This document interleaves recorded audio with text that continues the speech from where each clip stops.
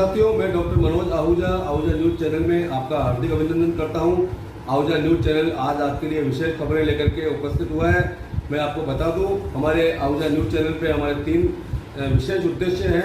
जिसका पहला उद्देश्य हमारा आपको लीगल अपडेट की जानकारी देना, दूसरा उद्देश्य हमारा मसौदा विधानसभा से जुड़े हुए महत्वपूर्ण खबरों की जानकारी देना और तीसरा हमारा उद्देश्य हमारे मित्र शुभचिंतक और उनके परिवार से जुड़े हुए अपडेट्स की जानकारी देना।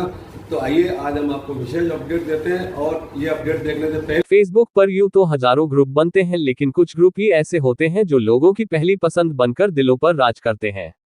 ऐसा ही एक फेसबुक ग्रुप अजमेर मार्केट है, जो अपने सदस्यों की जरूरतों का तो ख्याल करता है, साथ ही उन्हें व्यवसाय के साथ कला का प्रदर्शन करने के लिए भी मंच प्रदान करता है।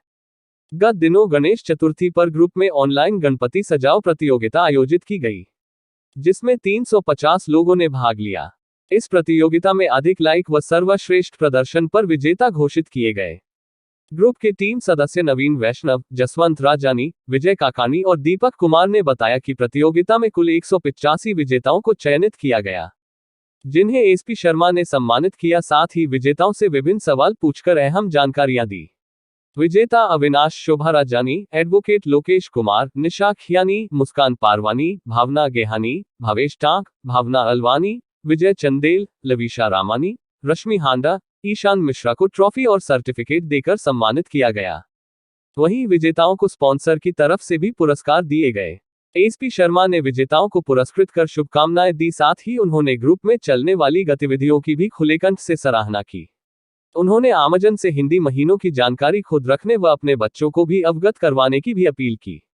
इस दौरान अतिरिक्त जिला पुलिस अधीक्षक ग्रामीण किशन सिंह भाटी, क्राइम असिस्टेंट रामावतार चौधरी सहित अन्य मौजूद रहे।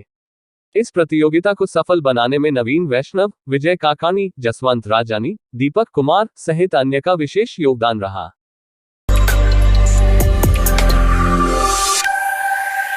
भाजपा प्रदेश नेतृत्व अब अजमेर देहात जिलाध्यक्ष देवी शंकर भूतड़ा, अल्पसंख्यक मोर्चा अजमेर देहात जिलाध्यक्ष मोहम्मद हारून खान एवं मंडल अध्यक्ष नसीराबाद एडवोकेट महेश मेहरा के निर्देशानुसार भाजपा अल्पसंख्यक मोर्चा नसीराबाद मंडल द्वारा आज पंडित दीनदयाल उपाध्याय जी की जन्म जयंती नसीराबाद राजकीय चिकित्सालय में मरीजों एवं उनके परिजनों को फल बिस्कुट वितरण कर एवं चाय पिलाकर सेवा कार्य के रूप में मनाई गई। इस मौके पर पंडित दीनदयाल उपाध्याय जी की जीवनी के बारे में विस्तार से बताया गया एवं सभी से उनके बताए मार्ग पर चलने का आह्वान किया गया।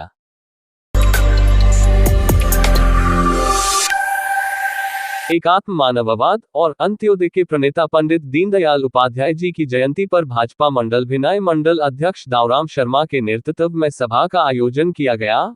शर्मा ने बताया, सभा में पंडित जी के समाज सेवा के योगदान व समाज के लिए किए कार्यों को युवा पीढ़ी तक पहुंचाने का प्रयास किया। साथ ही युवा मोर्चा के युवा अशोक कुमार जाट कराटी ने अपनी तरफ से फल आहार के रूप में केले का वितरण किया। इस बीच सभा में आईटी संयोजक अनुराग शर्मा, मनदीप सिंह, शंकर सिंह रावत, जीवराज रावत, आर लामरोड, शैतान सुशील, रामसेवरूप, राजू व अन्य युवा टीम मौजूद रही।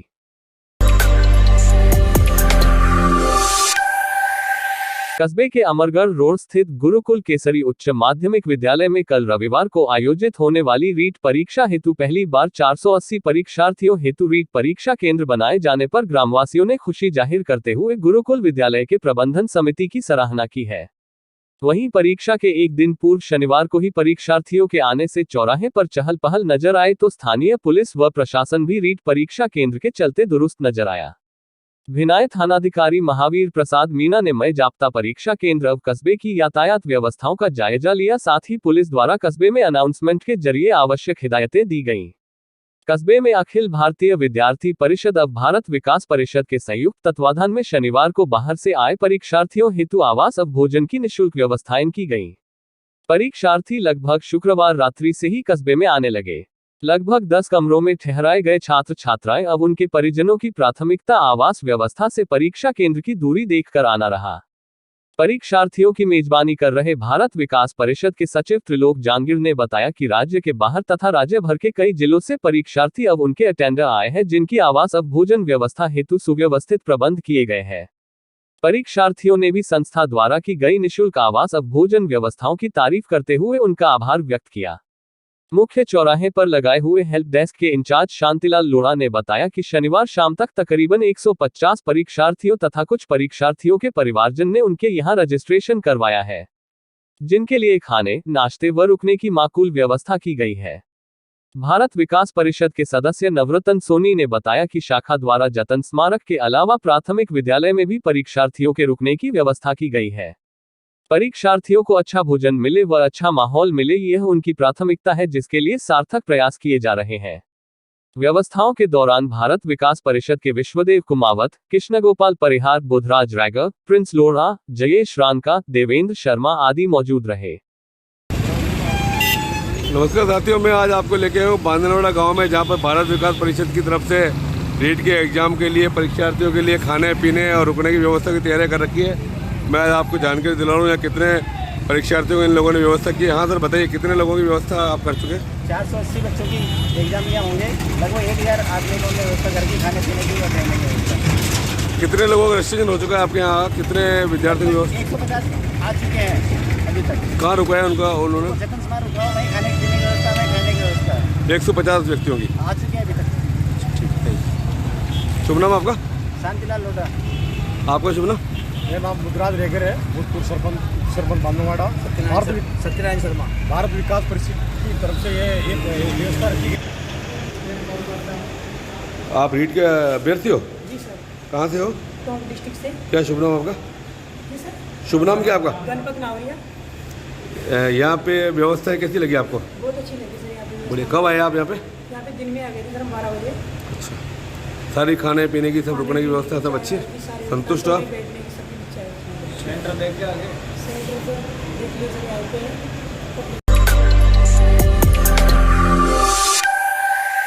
परिषद के सेवा प्रकल्प प्रभारी राजेंद्र न्याती ने बताया कि सेवा प्रकल्प के तहत रीट परीक्षार्थियों के लिए निःशुल्क आवास एवं भोजन की व्यवस्था केकेडी के भाग्योदय नगर स्थित मंगलम गार्डन में की गई, जिसमें कुल 120 रीट परीक्षार्थियों का यहां ठहरने के रजिस्ट्रेशन हुआ, जिसमें 90 छात्र एवं 30 छात्राओं का रजिस्ट्रेशन हुआ। यहां पर रुके हुए परीक्षार्थी प्रदेश के विभिन्न जिले बांसवाड़ा, डूंगरपुर, जोधपुर, प्रतापगढ़, बारां, जयपुर, बूंदी, उदयपुर जिले के अलावा हरियाणा, उत्तर प्रदेश व मध्य प्रदेश राज्यों से आवास के आए हैं। सेवा प्रकल्प के कार्य में परिषद अध्यक्ष कैलाश चंद जैन, कोषाध्यक्ष विमल कोठारी, कृष्णानंद तिवारी, अशोक पारीक, सुशील कर्नावट, शिव कुमार गर्ग, डॉक्टर आदित्य ओदेवाल, दिनेश वैष्णव, गोपाल लाल वर्मा, सुनील पारासर, निहाल चंद मिर्तवाल, राजेश विजय, महेश मंत्री, रिखब सोनी, बंशीलाल जांगिड़, सुभाष भाल, किशन खारोल, राकेश तोशनीवल, राजेंद्र न्याती, रामगोपाल सैनी, यज्ञनारायण सिंह शक्तावत, नंदकिशोर तिवारी, विशाल कोठारी आदि ने सहयोग प्रदान किया।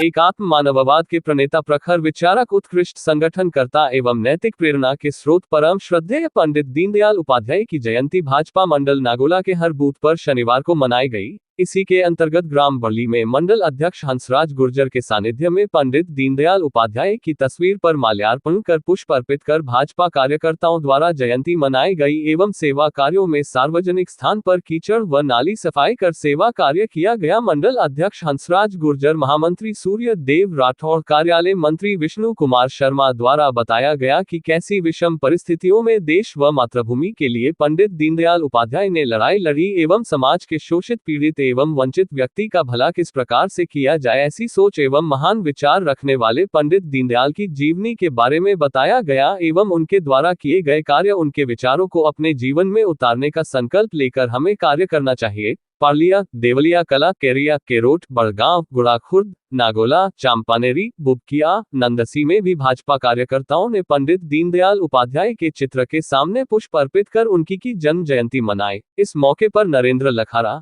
जीवराज प्रजापत, दीपक सिंह भाटी, जगदीश रैगर, जीवराज कीर, रामा रैगर, छोटू रैगर, सुरेंद्र लक्ष्यकार, सांवरलाल बेरवा, गजराज माली, चंद्र प्रकाश दरोगा, शांतिलाल गुर्जर और कई भाजपा कार्यकर्ता उपस्थित रहे।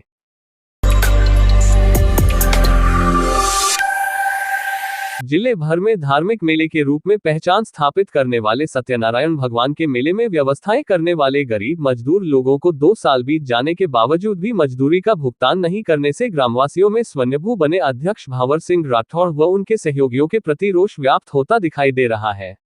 कस्बे के शंभूलाल सैन ने बताया कि वो प्रतिवर्ष भगवान सत्यनारायण के मेले में आने वाले सरकारी कर्मचारियों व कार्यकर्ताओं के लिए भोजन व नाश्ते की व्यवस्थाएं करते हैं, जिसका भुगतान मेला कमेटी द्वारा किया जाता है।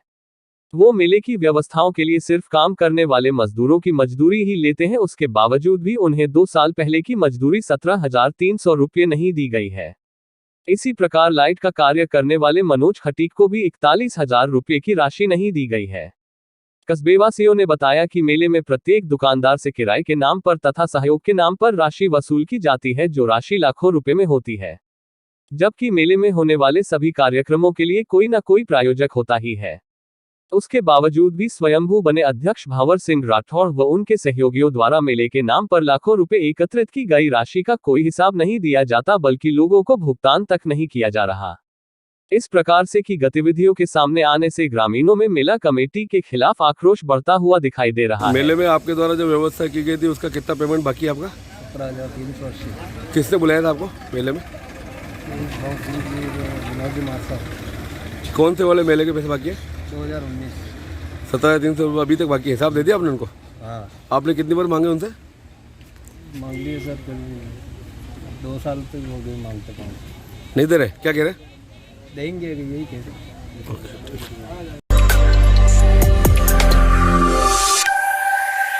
मदर अर्थ फाउंडेशन ने अपने सघन वृक्षारोपण अभियान के तहत 350 पौधों का रोपण ग्राम बुवाल व पंचशील नगर अजमेर में किया।